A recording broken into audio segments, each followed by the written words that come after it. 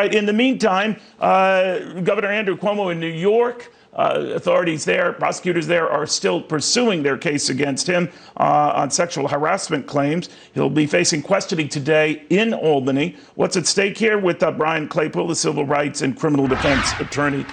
Brian, thank you for joining us today.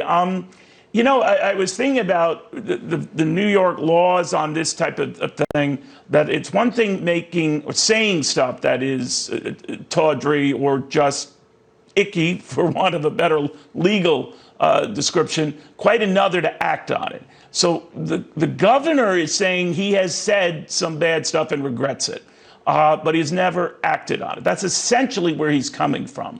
Is that going to hold up in this investigation and the back and forth today? Yeah, good to see you again, Neil. I think it might have held up if he did not agree to do this interview, because you just made a good point.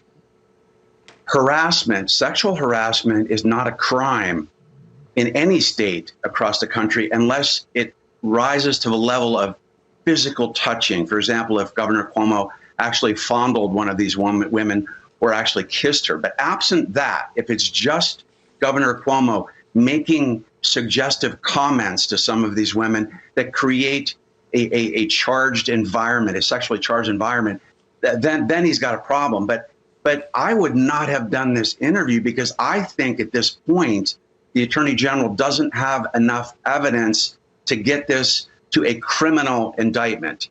And Governor Cuomo needs to be careful in this interview, because we know, Neil, that a lot of this information has been leaked during the investigation. So if I'm repping Cuomo, I wouldn't want him talking about what went on in the office, because that might come out in the public, that might compromise his re-election bid. And then let's say he says something that's otherwise proved false. Then he might be setting himself up for a potential perjury charge down the road. So I'm not sure this was a good move on his part. Yeah, the focus of this Letitia James, a New York Attorney General, a fellow Democrat, by the way, investigation seems to be on the harassment charges, not so much what was going on and what he knew and when he knew it, promoting a book on how he dealt with the COVID response in nursing homes and all the rest. So it seems to be just on this harassment thing for the time being. His people seem to be saying, we want to be there to get ahead of this thing. If you're right, he's actually going to make it worse, right? Absolutely. Big mistake, Neil, because you just made a great point. All the Attorney General probably has right now is evidence of potential sexual harassment. I'm not minimizing that, but in the legal world, that is a civil remedy, because the Attorney General investigates both civil and criminal. Right now, this investigation of Governor Cuomo is likely all civil. So what's the potential implications? Maybe they try to set up some kind of impeachment that probably won't go anywhere. But that said, why would Governor Cuomo try to give the perception to the public, oh, I'm going to get ahead of this, I'm going to go in there and do this interview?